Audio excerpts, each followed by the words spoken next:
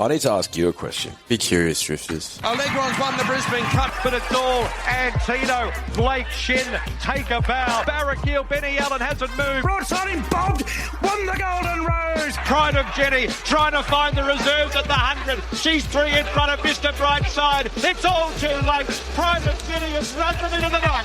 Switzerland, the big winner, by 2.5 Bellatrix Star. He's down, Jolly Star. She is a star in the making. Jolly Star bolts in. It's all Isthmus. She's very smart and fast. Mate, how are you?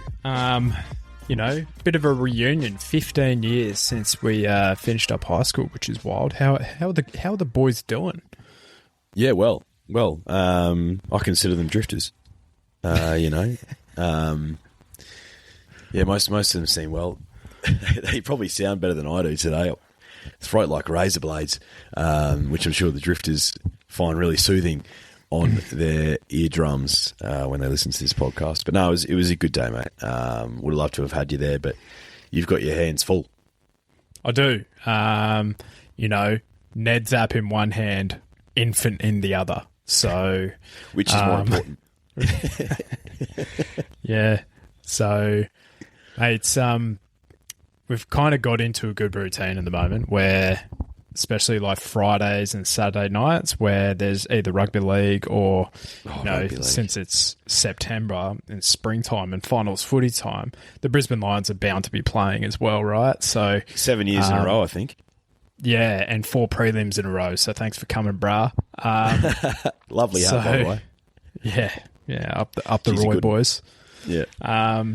But yeah, so at the moment, young Jack is just been bottle fed. That's my responsibility as a father. And then I settle him down, and then at halftime, I'm like, all right, bruh, it's time to go to bed. And then I have the second half baby free, which last night was particularly good because I think the Suns only kicked 3 goals after quarter time or something. So thanks for coming, bruh, but you don't quite get it. So yeah, do you know what yesterday was for the Suns? It was massive little brother energy. Yeah. After quarter time, they dropped the bottom lip and oh, sorry, don't be so mean to me, mate. After the first 5 minutes of the game, mate, they kicked the first 2 goals of the game. Don't forget that. Yeah. So it was basically 100 points or whatever we scored to 30. That's essentially what the score was. I'm just going to start calling them the young Mick Joneses, the Suns, the little brother energy, dropping the bottom lip. Yeah, it was. I watched a replay this morning at Mum and Dad's, and it was actually in the last quarter, maybe the last 2 quarters. The Lions had so many behinds that could have easily been goals too. Like it could have been 120, 130 to easy to whatever it was. But hey, you take the dub, you move on to next week. Pie the pies at the G, and then into a grand final. Yeah, which back to the scene of the crime from the first week. So. Yeah, fingers crossed, because, I was criticising our forward line last week. Well, Ty Gallop's looking like a Jonathan Brown 2.0, so that's good. He's looking like a 300-game player. Mate, I was actually, and, we'll get onto the horse racing analysis soon, but I was actually thinking about this last night, right? So Dane Zorko, 300-game player, and I was like, okay, I feel like he's been around forever, right? Yeah. But I feel like Hugh McCluggage, who's played 200 games, started like yesterday. But he's played more games than he hasn't with Dane Zorko, like in Zorko's career. I was like, that's weird to think about. Yeah. I was like, wow, okay. That's, it was bizarre to kind of think about it from that lens. You know what I mean? So Zork, 2/3 of the games that Zork has played for the Lions, Hugh McCluggage has also played. Yeah. That is crazy to think about. Yeah. And Hugh's the 3rd quickest to 200 games ever. At the Lions or just ever? Ever. because of the amount of finals he's played as well. And also, Bro doesn't get injured, really, does he? No, he's definitely injured now. Fuck yeah, he's not himself. You could tell on defence, mate, he wasn't running. Not interested. No, I thought they would have subbed him out, like give him a quarter off, get Bruce in. Yeah. But get Bruce into the middle. That would have been nice. And that his young rifle spot, I would have thought. Yeah, Bruce is good. That young Bruce is great. That young Sam Marshall though, like he looks likely as well. He looks like he's going to be a good footy player. Yeah, well, squads win premierships, mate. So, it's your well set. It's your top 30. It's not your best 22. Yeah, exactly. And hey, all I can say to the Suns is apart from being the Mick Jones of the AFL, little bros, losers have meetings, and winners have parties. Yeah, yeah. Joe Danaher said something similar to that at a Noosa lunch spot the week after the premiership, I believe.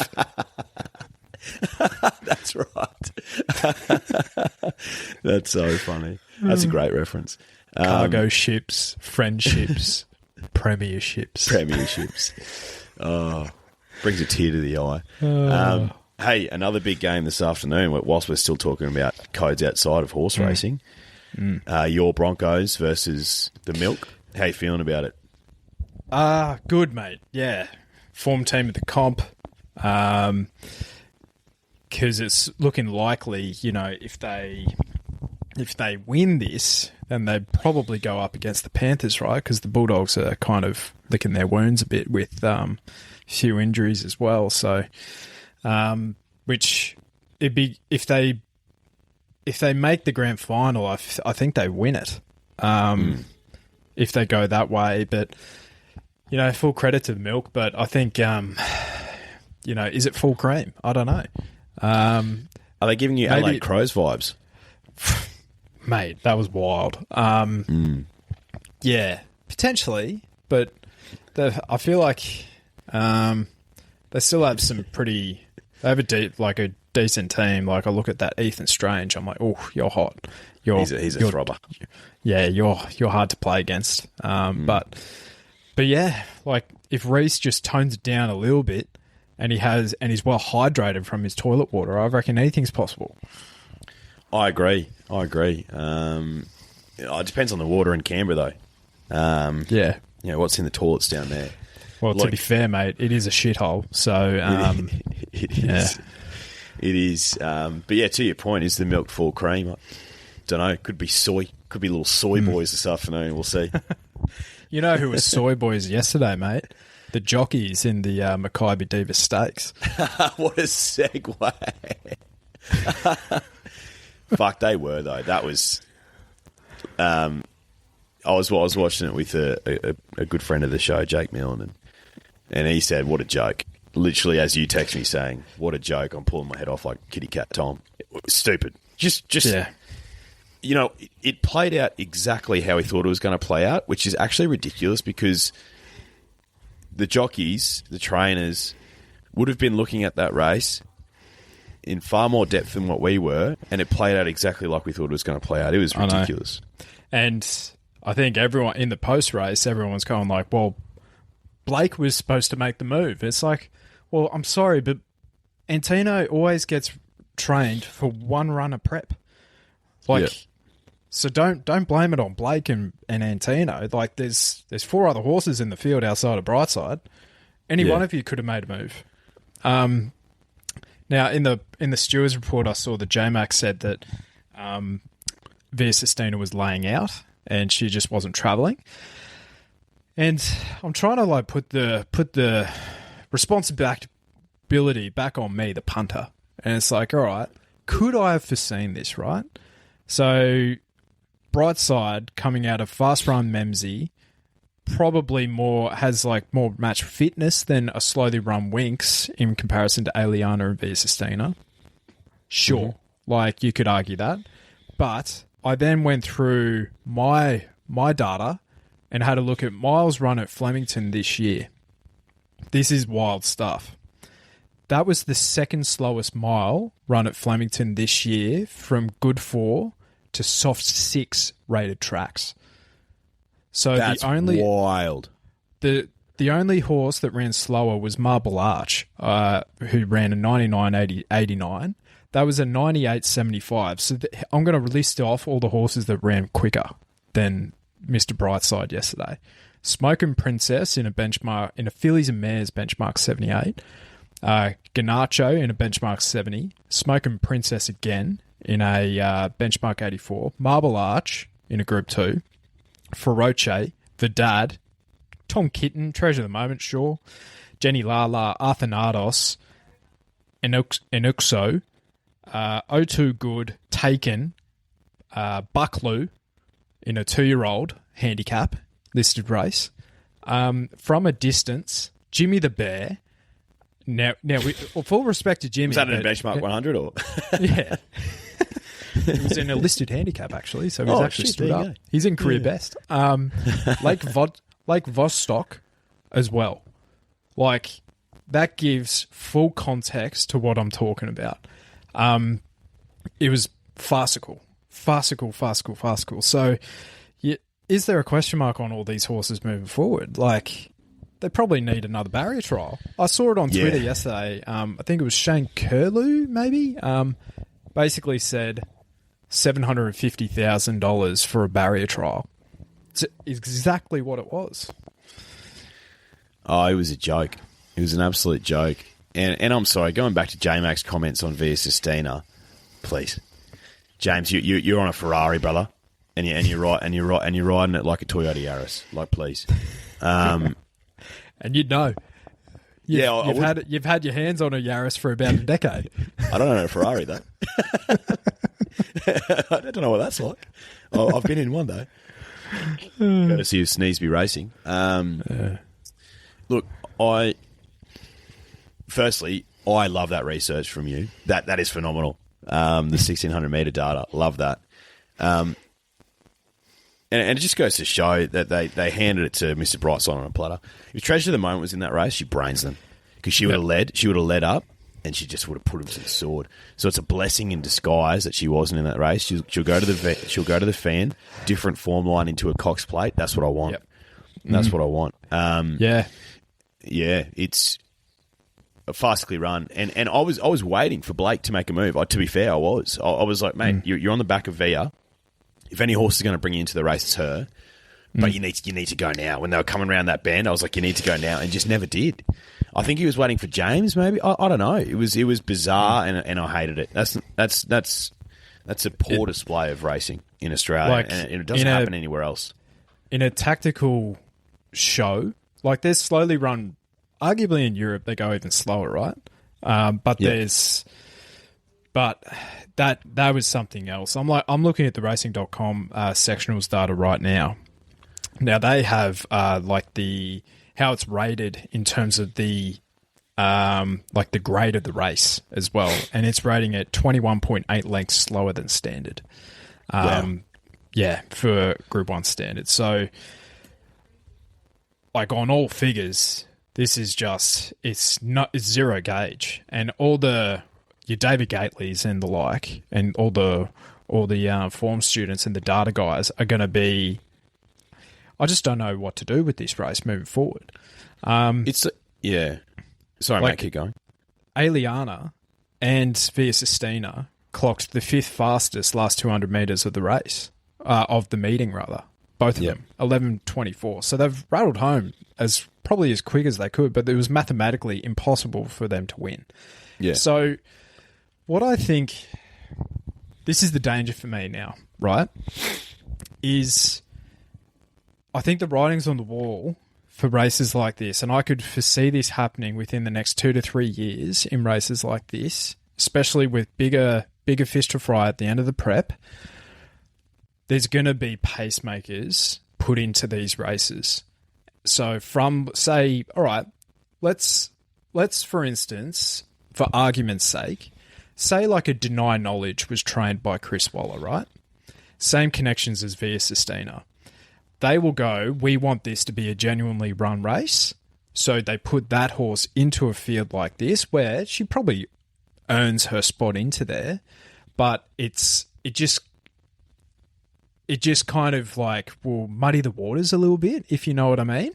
It's I think it kind of opens it up to those sort of scenarios moving forward, which hopefully if it's more running more genuine tempo, the best horse will win the race more often than not anyway. But it's just, feel like we're not too far off that sort of stuff happening, which happens in Europe more often. Yeah.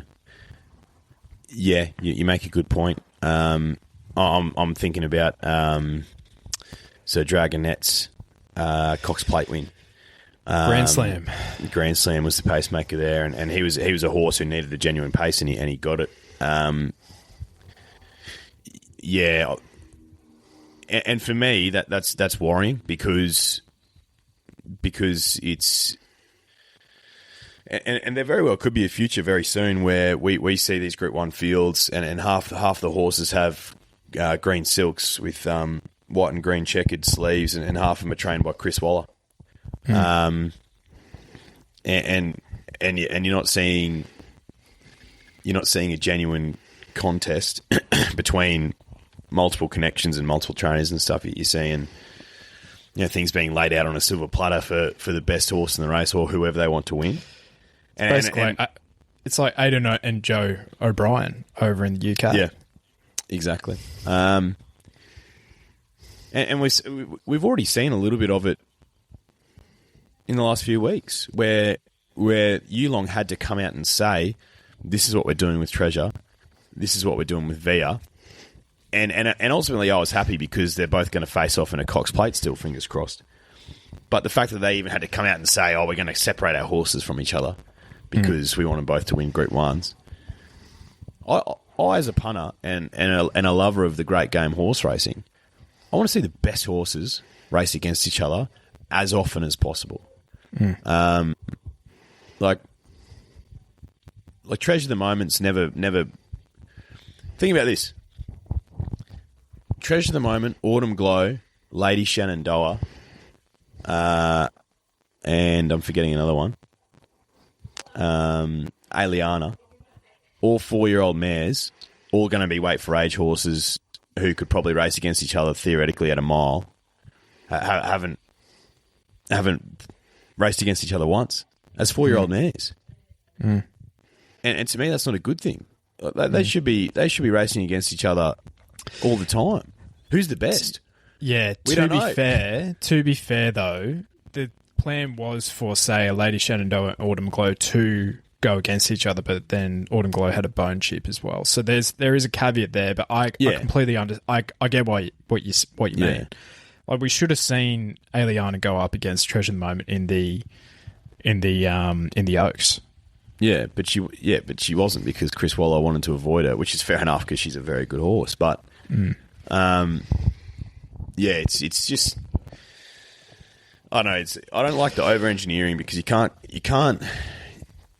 predict the future, and you can't try and control the future, and you can't control your own destiny in horse racing sometimes. Like how ironic was it that as soon as Yulong announced that they were going to separate V's Dana and Treasure of the Moment gets colic and can't actually race in that Makybe Diva. So, yeah. But anyway, that race just pissed me off. Yeah. And one thing I was actually thinking, which I failed to ask you on Thursday, but is there a universe where, because I believe... forget the owner's name, but the owner and the inventor of the whole Yulong organisation is quite superstitious, I believe. Mm-hmm. Is there a universe where Treasure of the Moment gets yoinked off Matt Laurie because of this colic situation? Because you told me he yoinked Angel Capital because of something similar. Yeah, he did. If she doesn't win the Fee and Stakes. Yeah, there is a 1,000,000% a universe where she gets taken off him and given to probably Chris Waller, maybe Kieran Maher, 100%. But and it was only a few years ago we were talking about Yulong as an absolute laughing stock. And ultimately, that amount of money coming into the Australian racing industry is a good thing, I think. Like, the net positive is the net is positive. But I don't like the over-engineering, you know what I mean? I just don't like it. Let the best horses race against each other. Yeah, and I think it's probably fuel's been put on the fire because of the pattern, especially from Sydney as well. Yeah. Like a Golden Eagle, like this year, theoretically, that should be the race of the year with how good these 4-year-olds are going. But they're that good that they're probably not even going to land up there. You know what I mean? Yeah, they're Cox Plate horses, and so they should be. Yeah. But you'll get, like, say, an Autumn Glow probably go there, potentially against the Shenandoah Everest into a Golden Eagle, Arcadia Queen style. So, yeah, I agree with what you're saying. So I think it's a fascinating time, and I'm hearing a lot of pundits as well, and I would probably be in this camp, that this is one of the most fascinating springs and most anticipated springs that we've had for a long time, because these 4-year-olds they are actually matching it with these open age, aging weight for age horses, and we've probably got more, what seems more depth in these ranks as we could possibly want. But then you see a result like that, it's like, oh, kind of like the air goes out of the room. It's like, oh, come on, guys. Like, that's like, it's history made for Mr. Brightside. And he's the horse that you can't actually fault. Like, they've basically gone in with a game plan and they've absolutely nailed it. Yeah. But the rest of the connections just need a really good, hard, long look at themselves, because it doesn't do their preps any good either. No, it doesn't. No, you nailed it. Yeah, all credits to Mr. Brightside and the Hayes boys. He's won 10 Group 1s. And I don't want to bag the horse at all. Like, I love Mr. Brightside. He's as honest as they come. He's consistent. He's been doing it for a long time. But if we look at the horses who've won 10 Group 1s across Australia and New Zealand, and you put them all on a pedestal, he's got to be the lowest, because I think he's capitalised on a gluttony of Group 1 races that I don't think should be considered as Group 1 races. And I also think he's been the best horse in a time where our weight for age stocks are probably as low as they've ever been. But good on him then. You know what I mean? Like, he can only beat what's in front of you.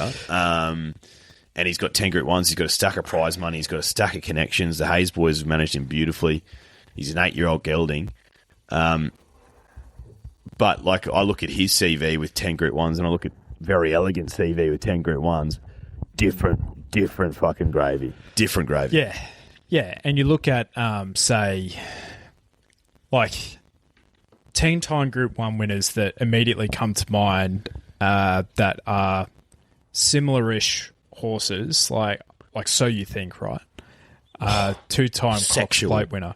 5-time Group 1 winner in Australia, 5-time Group 1 winner overseas. Like, he has nothing on a So You Think. And how many has he won 5 Group 1s at, 3 Makybe Divas, 2 Doncasters. I'd assume you'd throw in like an All-Star Mile if they were a Group 1 level. He's won an All-Star Mile. I think he's won either a Memsey and a CF4, or like 2 CF4s and a Futurity. You know what I mean? Like those 1400 metre. So that's, so he's gone say he's like a 4 or 5-time Group 1 winner, probably a 4-time Group 1 winner over 1400 metres, and a 5 or 6-time Group 1 winner over a mile. 3 of them being in tactically run Makybe Diva Stakes. And his career best wins are easily the Doncasters, like especially that second one. Like, you cannot take that away from him. Absolutely not. So, it's just you compare that CV to a So You Think, and he's always going to be. Yeah, you've nailed it. He's just been the best open age, weight for age miler in a really poor batch. Yeah, and it's also you look at the horses who've put him to the sword. Sometimes, like Pride of Jenny, when she was at her best, braining him. Via Sistina, braining him. It's he's been beaten in a Group 1 by Pinstriped. But he also got nosed out in a Cox Plate versus Romantic Warrior. Like True. that's where it's like you can hang. I feel like, broadly speaking, I completely get the knock on his CV and career, but at the same time, he's a fucking good horse. Oh mate, he's a phenomenal horse. Phenomenal horse. But I think he's been managed incredibly well, and I think he's been, he's taken advantage of the fact that we have too many Group 1s, and we don't, and the last few years has been pretty poor from a Group 1 weight for age perspective. But you're so right. He's a good horse. and anyone who's listening to this being like, "Oh, you guys are dickheads," he's a phenomenal horse. Love Mr. Bright. So it's so fair. Fair enough. It's just our opinion. But yesterday just pissed me off, and it took away from what otherwise was a phenomenal day of racing with some handy winners. Yeah, agreed. He has a better, from a Group 1 perspective, better numbers than Makybe Diva now. She was a 7-time Group 1 winner. And she won, I think she won Memsie Stakes when it was a Group 2, Group 3, which they should be.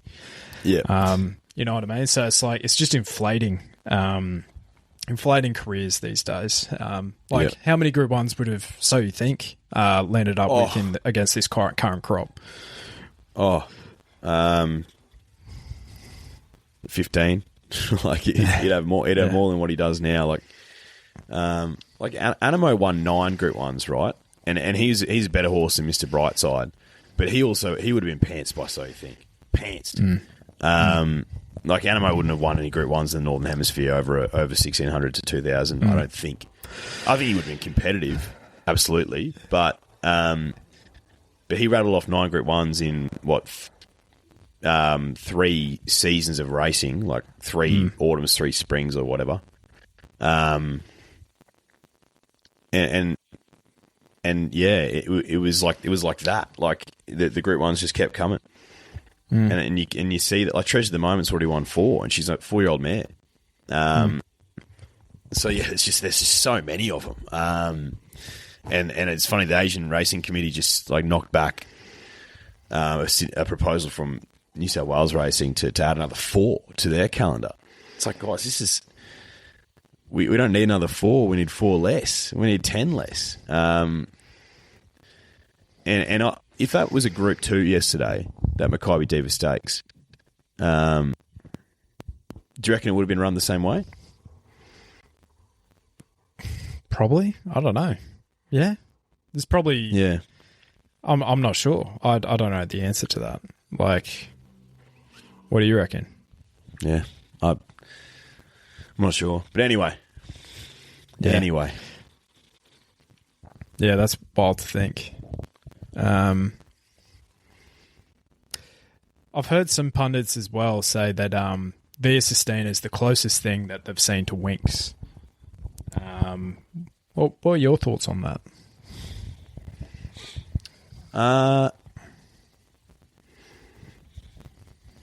Since Winx is retired,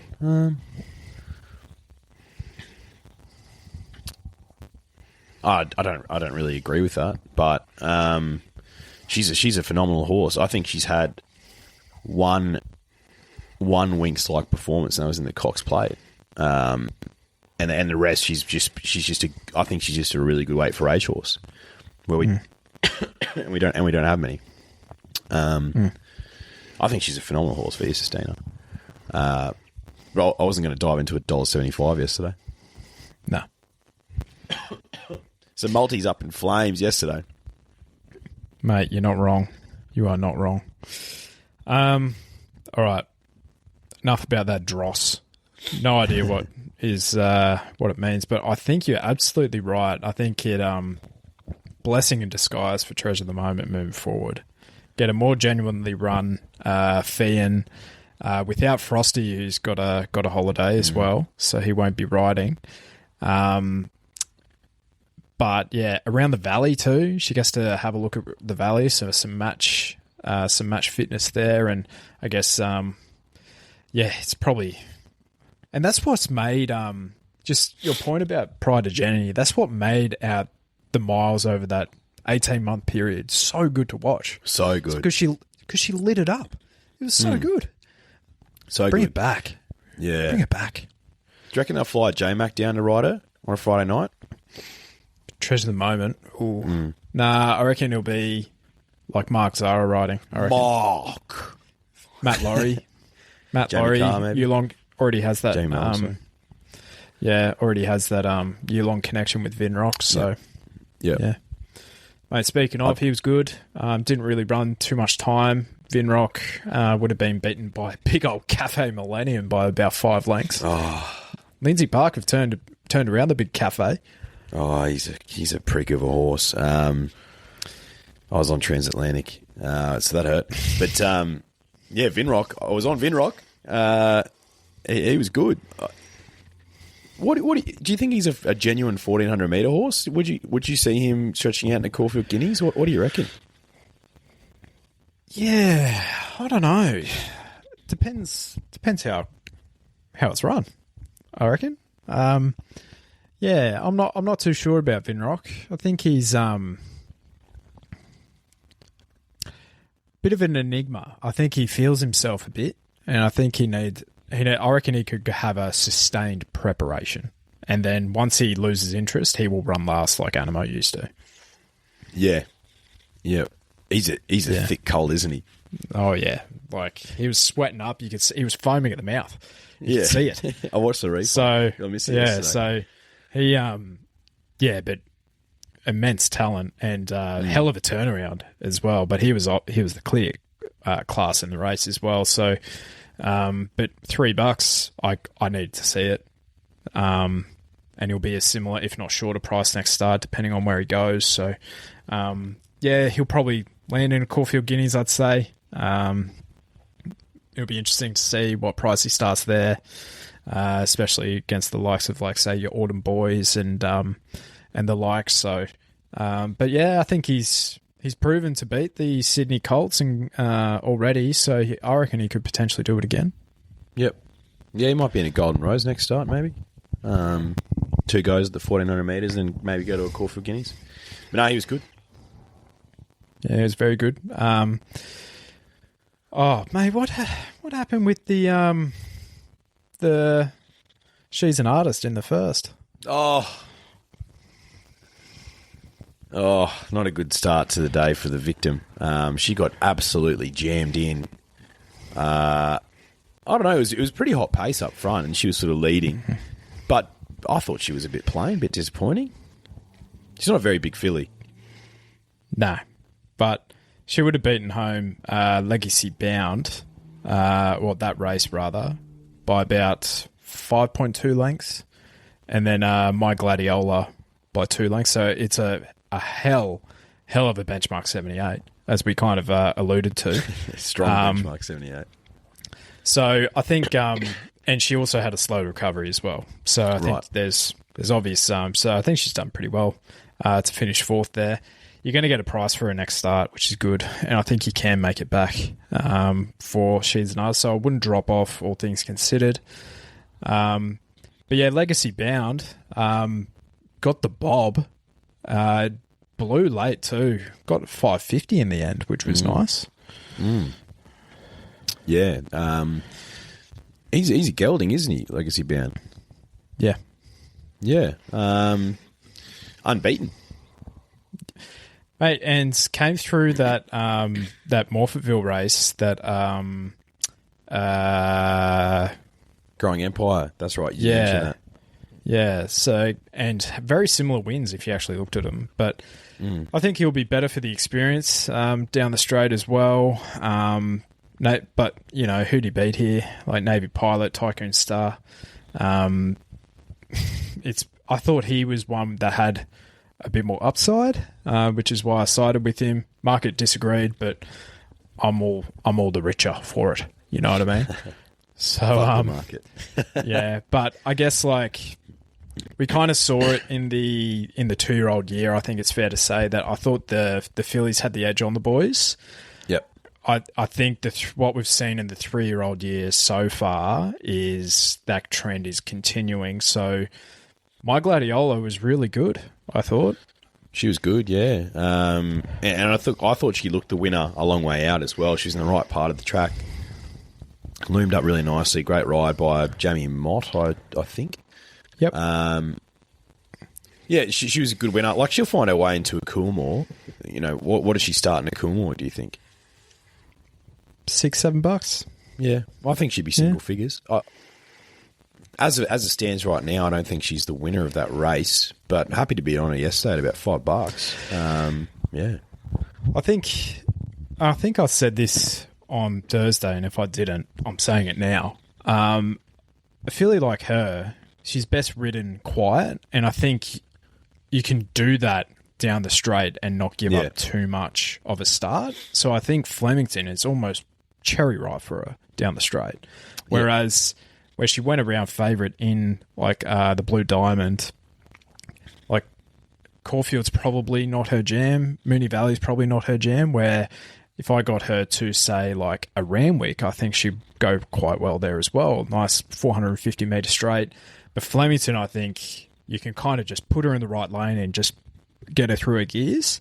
I thought she did hit the front and kind of float around, go like, oh, yeah, job's done. So I think she's still learning her craft too. But that was only, her third or fourth start. So I think there's still some upside there. She's probably the best of the 3-year-old fillies from Melbourne, I'd say. Yeah, yep. And she's a gorgeous filly too. Yeah, I think you nailed it. Just stick her to the straight races. She'll find her way into a Coolmore. Ride her quiet. Hopefully draw her out. Yeah, exactly right. Cafe Millennium we talked about. Mate, hell of a day for Lindsay Park. How many did they have in the end? 1, 2, 3. Basically 3 of the majors, which is unbelievable stuff. Including, a race-to-race double with Cafe Millennium and Arkansas Kid, who went back-to-back in the Bobby Lewis as well, defeating Star Patrol, who was a long time off but had market support. So, well done by Clinton McDonald there. Royal Insignia was solid, I thought. Yep. Probably Solid. just not up to that grade, maybe. No, and had a fair bit of weight off them as well. I think was the bottom weight, so on the minimum. Yeah. So, it'll win a race, but probably in weaker company. Yeah. And I'd like to make this public. I'm officially breaking up with Corniche. Officially. Fair enough.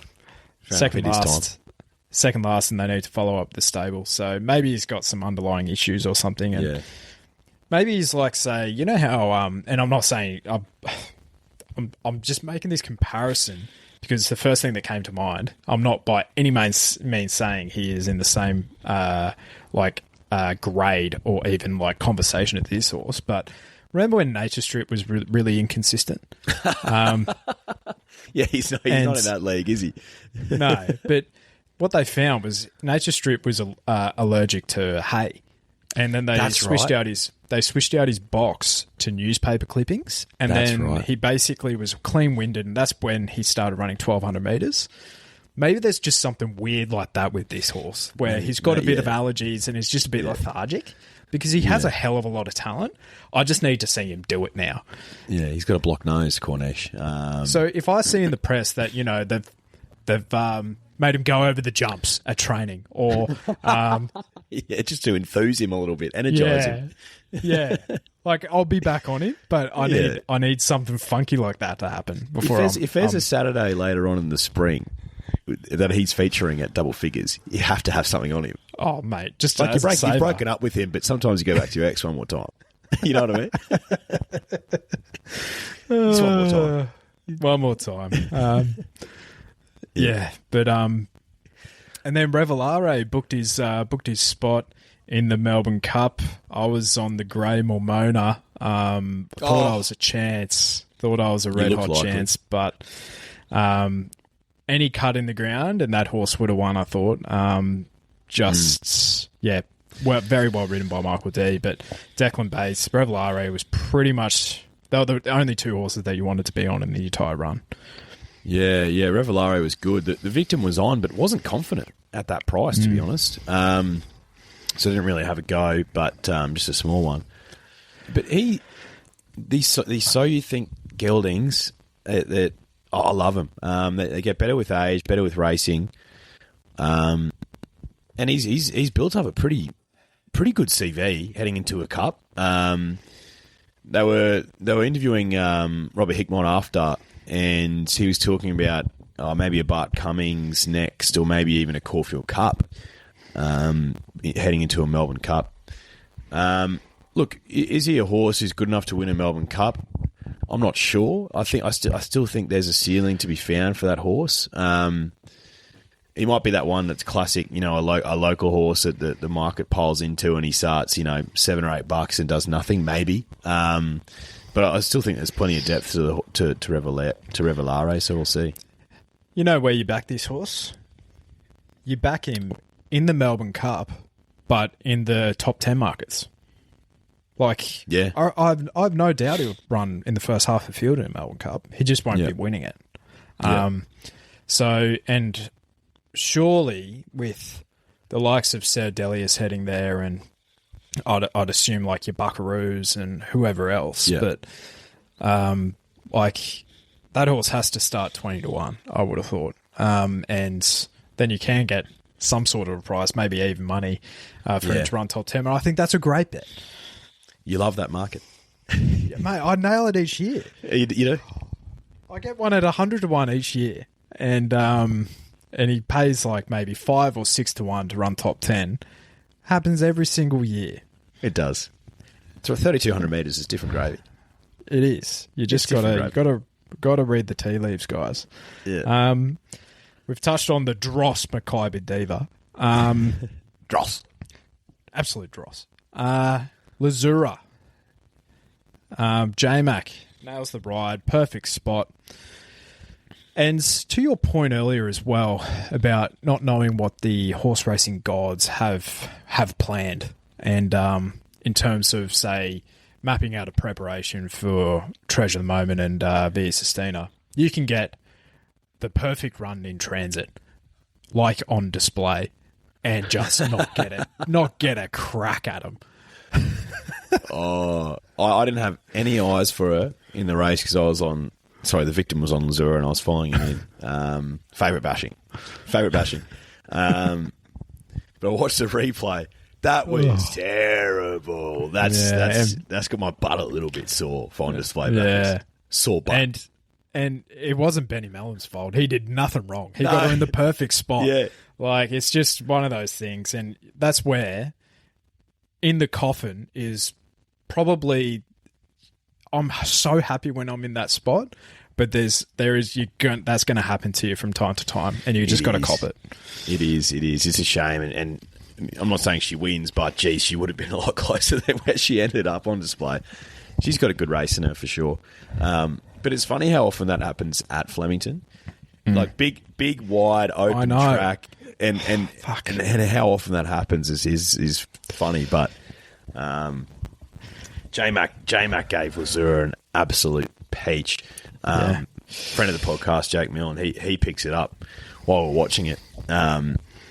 J-Mac was on one side whipping her, and then when she got challenged and she was hitting a flat spot, changed hands, got her on the other side, found another gear. He's in those situations, there's no one better just to give him that extra half a head to get him over the line. She's a good horse, Lazura. Is she a Group 1 horse? Maybe in a handicap, but I just think she's a really good quality black type mare. Yeah, I don't think she stretches out to a mile. No. So I think we've learnt that for sure yesterday. Maybe on rain affected ground she could improve a few lengths. Yeah. So it's kind of like a Goldilocks situation with her.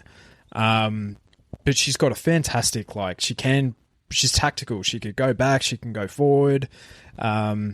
But so maybe the Golden Eagles potentially the grand final for her, because if you go, I'd say that she's more likely to run well in that comparing to an Empire Rose. Like, yep, I agree. So, especially back at home, Rose Hill. Yeah, exactly. So where it's probably more likely to be wet ground than good grounds, I'd say. Yeah, we'll see. Knowing the stable, they'll put in nominations for both, and they'll just choose their own adventure. Yep. But I think that's on display's race, the Empire Rose. Do you know who's a frustrating horse? Who's that? Abounding. She is, but I think she'll go to the Empire Rose and she'll run a place at 21. Yeah. Like, every time she pops up in a market at that sort of $8, $9, $10, as she does often, every single time I see her, I feel like I need to have something on her. You know what I mean? Yeah. She's that sort of horse. Yeah. No, I agree. And the reason for that, right, is she runs into the money more often than not, but she does it at a price. Yeah. Where if she's $4 in a market, I'm not touching her. No. Like, because there's too many questions for her, but she runs so well, but you get a price for her every single time where you can have a gamble that maybe today's the day. Yeah. You know? You know what? Your Empire Rose take is elite. She has to go on the quaddie. Yeah, she has to. She has to. Yeah, absolutely. And rumour has it we're doing a hosted pot that day. So you best know that she'll be included. Oh my God, that's sexual. And then the last Golden Path beat Kingswood and Young Werter. Oh, Kingswood. Friend of the podcast, Jake Millen, was all in on Young Werter. I was like, where's this coming from? Mate, where's this coming from? But at 12-1, he was like, "Oh man, trust me, he'll run a place," and he did. To be fair, the victim was on Kingswood. I think he's a good horse, Kingswood. There's a race in him somewhere. First up after a long time off. But yeah, Blakey Bill in the last. Yeah, maybe can he get out to 2,400 metres? Maybe like a zipping classic or something. Yeah. Well, what's that? Is that the race on Melbourne Cup Day? Nah, that's at Sandown usually, and it's like that's 2 weeks right. after the Cup. But isn't there another staying race on Cup Day?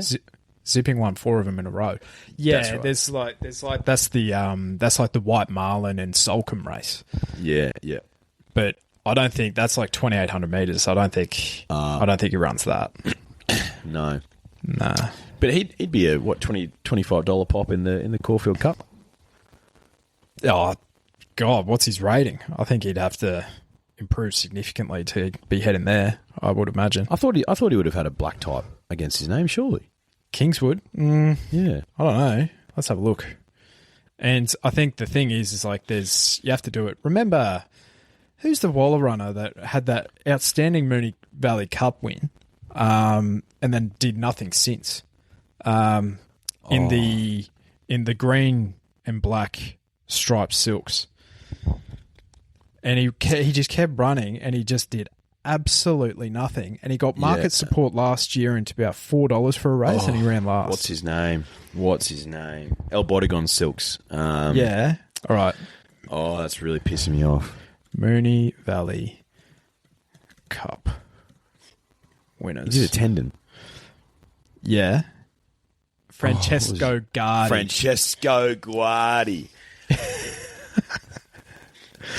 You David Gately's of the world, obsessed with that horse. I know. It's like you've got a rating out, as Julian Valance would say, on an island somewhere, and it's just whether they can get back to that island. I don't think Francesco Guardi can get back to that Julian Valance island. He looks like he chills out on an island with no sunscreen constantly. Julian Valance, he loves a tan, that fella, but he knows his stuff. I'll tell you what, him and Nick Ashman. Like, I could listen to them talk about horse racing all day. They fucking know their shit. Mate, definitely. Absolutely. But yeah, Francesco Guardi, Kingswood, maybe a similar ilk.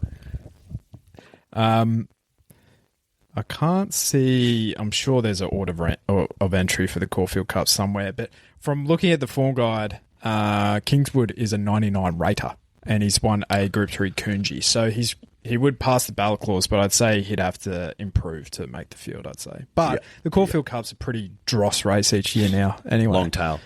Yeah, huge long tail. So yeah, if he does start that, you're right. He will be 30 to 1. All right. Quick look at Rose Hill. Looking at the undercard, Nova Centauri won the highway, so the Source gets one early, which is good. I will say, actually, bit of a pattern. No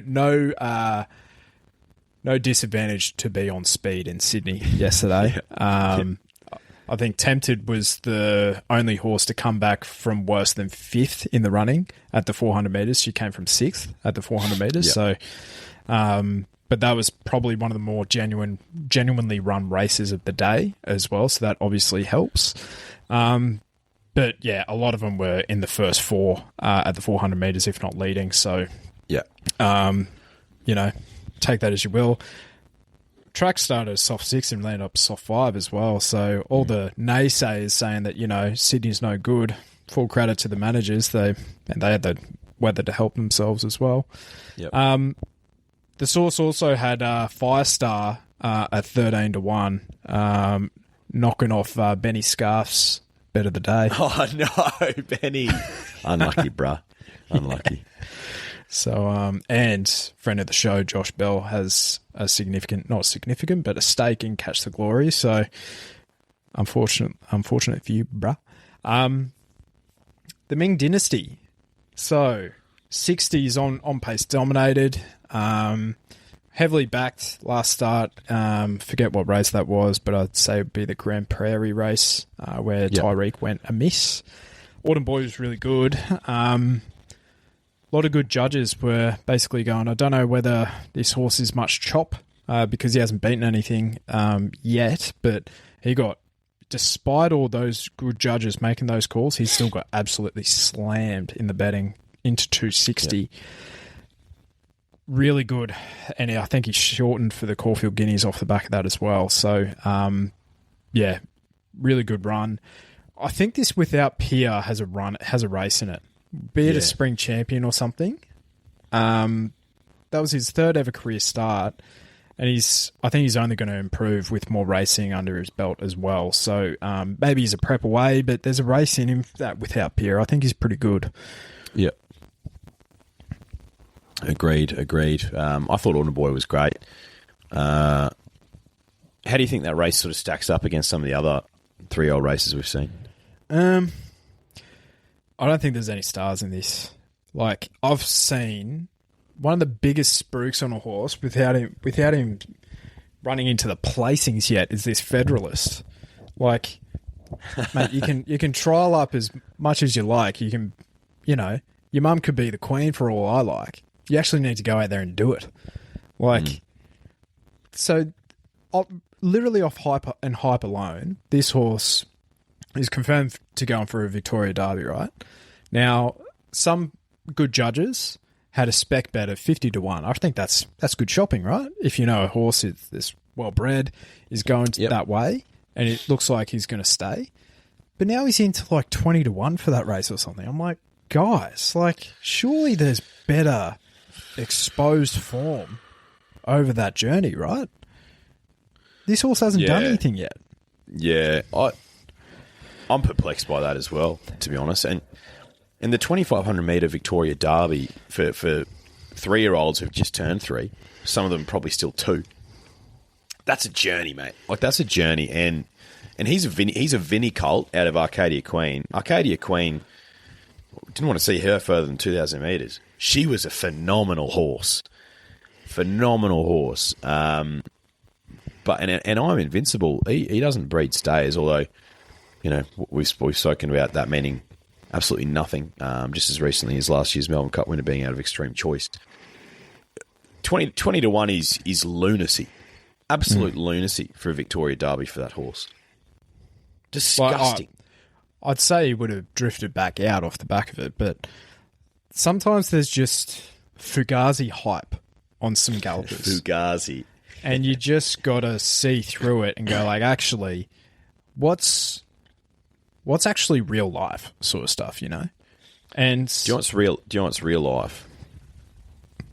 That horse turning up in Derby Silks, racing in Queensland.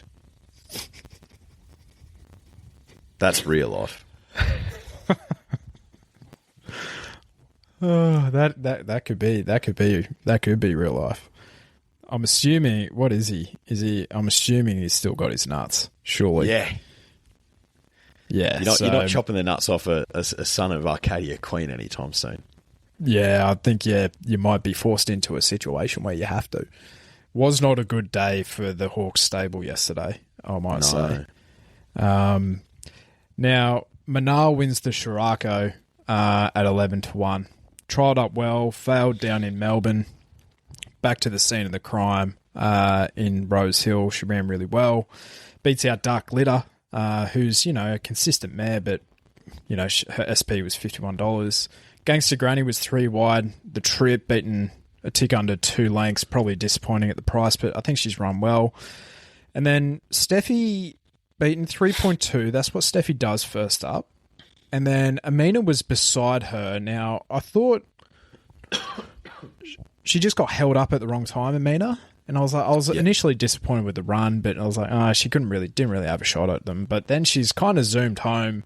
I think people are going to black book Steffi Magnetica out of the race, but I wouldn't discount Amina's run off the back of that either, because she basically finished and she was zooming aside Steffi there, and I think the runs were just as good as each other, if not slightly better Amina moving forward. Yeah, difficult race to try and take some form out of it, but I think you're right. I think Amina is the one because she's going to start a bigger price compared to what Steffi's going to start wherever she goes. What do you think's on Amina's target list this spring? Is she a 4-year-old? Yeah, I think so. Yep. Okay. So probably if she's kicking off at the 1200 there, probably a Golden Eagle, I would say. Kieran Ichiban sprint on Derby Day? No, I don't think so. Like either that, or if they want to keep her at the sprinting distances, I reckon she could feature in that overpass sprint, the mini Everest. Yep. On Everest Day. I reckon that's a good race for her. Yep. But, we'll see. Now, the run to the Rose, Godolphin, I think this is 6 out of 7 now that they've won. Yeah. And they ran the Quinella here, which is unbelievable. Tempted, run of the race, huge market support at $4. I think the stable was saying that this was their best shot of the day. Can just trust that all these trainers want to make an impression for Godolphin, and this was a massive performance by Tempted. Yeah. She was whacked in the market despite the pattern of the day, as you said. I was very keen on her, and I think do you know what? Can't remember who it was, but there was someone on radio this week who said, Ethan Brown's gone up to Sydney for the ride on Pia. So nah, bro. He's up in Sydney for the ride on Tempted. Who you fucking talking to? Godolphin horse, Kieran Maher gets his favourite jockey, I think, Ethan Brown, up to take the ride. Got her into a fantastic position, perfectly ridden, and she's a good horse. Like, I just think she's a filly who is gonna improve, and I don't know if she's a Golden Rose type. I say she'll run there, but bring her back down to Flemington on the straight on Derby Day in the Coolmore. Yeah, it's got that written over it, right? And I think given the performance of Everest runners in Coolmores, I think that's her prep. I think it would just be exclusively at the sprinting distances. I think she goes Everest into a... she takes the Godolphin slot. Yeah, I reckon. Like, who else are you going to give it to? No, fair. You know who I think, obviously, she would have been absolutely slammed in Coolmore markets now. Too late now. So, I think there is a Godolphin horse that could beat her in that race, though, and that's Tentris, who's with Anthony and Sam Friedman, and I think he's kicking off in the next couple of weeks. And son of Street Boss. The way they're talking about him as well is I think all roads are open for him as well. So he could actually be heading towards an Everest, which makes me want to bet on him first up as well. Wherever he goes, I think he's going to run a huge race. I think he's a throbber. I think he's a 3-year-old colt throbber. Yep. Yeah, and I think he's probably, because he didn't run in the slipper? No, because remember Nash was on him and won the silver slipper, maybe? Was it the silver slipper? Something like that. And I think he would have been pushed into close to favouritism, probably behind Wotan in the slipper. And then, something happened and they had to pull up stumps. That probably could be a blessing in disguise for that colt. He's the one, I think, who's going to make the step. But Tempted is right there with him. She was, for a filly who had a pretty taxing 2-year-old prep, she was phenomenal. Yeah. Yeah, absolutely. No, that's a good point. Baylock was good.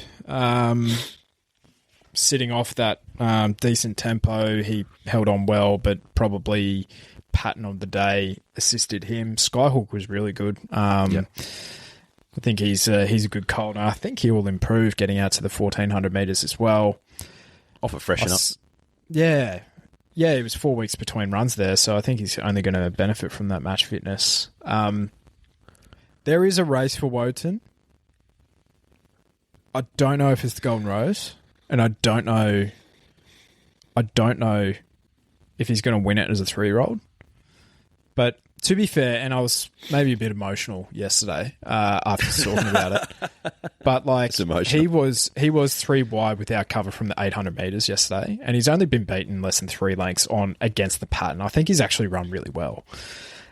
All in all, but I just don't know where he fits, and I don't know if I want to find out, because unlike an Abounding, he runs on really well, but you have to take unders for him every single time. Yeah. I don't know where he fits either. You know what it could be? It could be a Newmarket handicap in the autumn sort of horse. I don't know. Is he a 1,400 metre horse? Is he a 1,200 metre horse? I'm not sure, but you're right. Like what was he yesterday? 550? Yeah, he blew massively late, big time.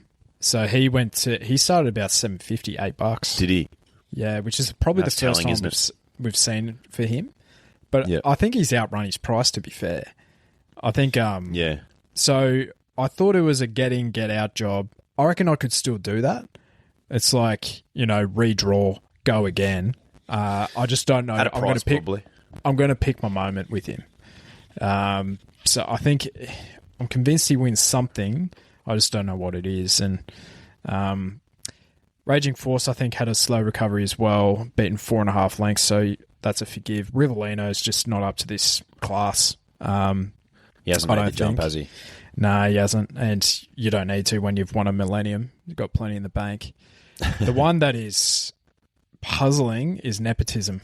He was really flat, and I think he was favourite for the Golden Rose prior to that. So, what do you do with him? I don't know. I don't know. He got a long way back on a track where you didn't want to be a long way back, but it was a genuinely run race. I don't know. He'll run in a Golden Rose. If he's a big price, I'll have a saver on him. I had a small bet on him yesterday because he's 10-1. I thought that was a stupid price.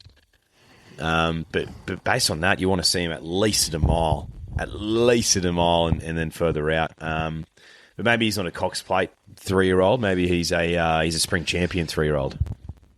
Yeah, maybe. Yeah, I think. And that's why I was saying it was a terrible day for the Hawks stable yesterday. A lot of, not bubbles burst, but there's pressure. The pressure gauge is building. I would have thought. So, Yeah. We'll see. Looking at this Golden Rose market, you have Tempted at 360, Autumn Boy at 460, Wotan at 7s, Skyhook at 8s, Nepotism at 10s, Vinrock at 13s. If he's heading there, that might be a bet. Baywalk at 15s, Apocalypse at 19s, Within the Law 21s with 60s, and Tycoon Star and Rosberg. Rosberg won't be heading there.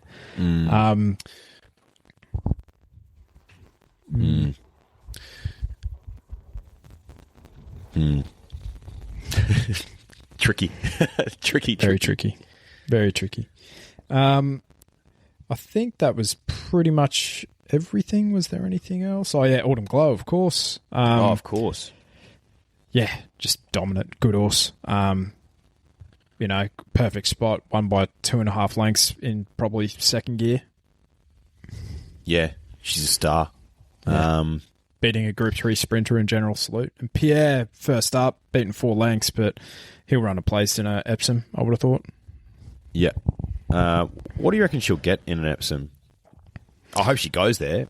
Still talking about Everest for her. She's a miler if I've ever fucking seen one. Mate, she'll start. She might be the first sub $2 horse in Epsom that we see. Yeah. Yeah. What do you reckon she'll get? 54? Yeah. Ish. She won't be top weight. She won't be bottom weight. So, yeah, that sounds about right. Do you know what's interesting about her? I'm keen to get your thoughts. She doesn't look like she has like an electric turn of foot, and her actual style of running actually doesn't look super fluent to my eye. Do you know what I mean?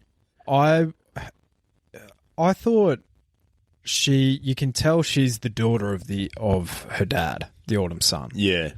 Similar strides, just length on them. Just really sheer length on the stride, but efficiency. Can get a lot out of it, Yeah. And I think what you can do with those sort of horses is you just need to get them in clear air and they'll just take care of it for you. Yeah. But yeah, she doesn't look like she goes on a dime and just sprints. She just, you're right. Just needs that to wind up and go through her gears.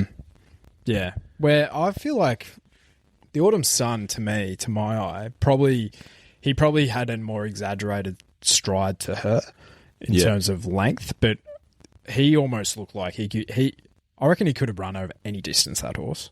Yeah. He just looked like he was just a freak.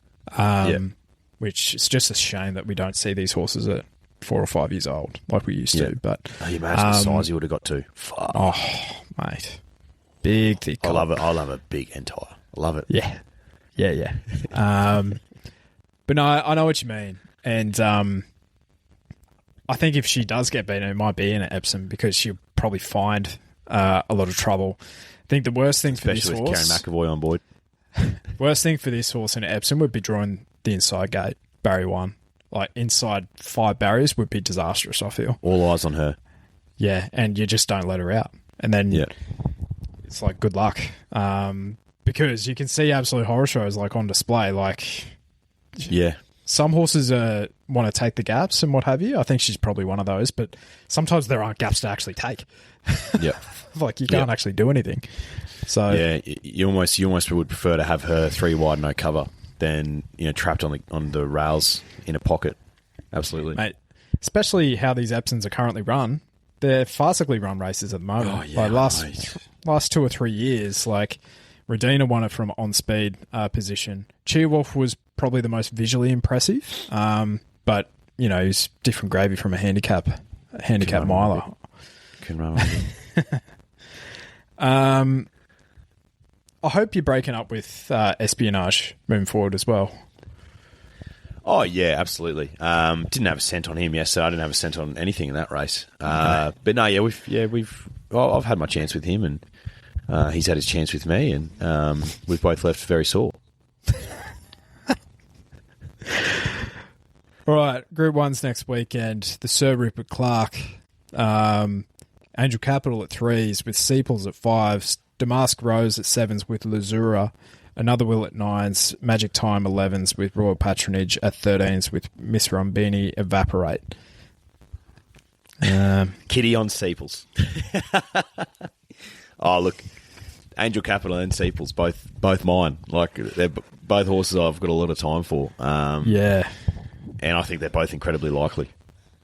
Incredibly likely. Might have to reshare a bet that I've put in. Drifters, it pays to listen sometimes. The Underwood Stakes, I've got a ticket for $11 for Sir Delius. He's $2.40 now. That is horny work. Yeah, that's good stuff. So that's genuine sex work.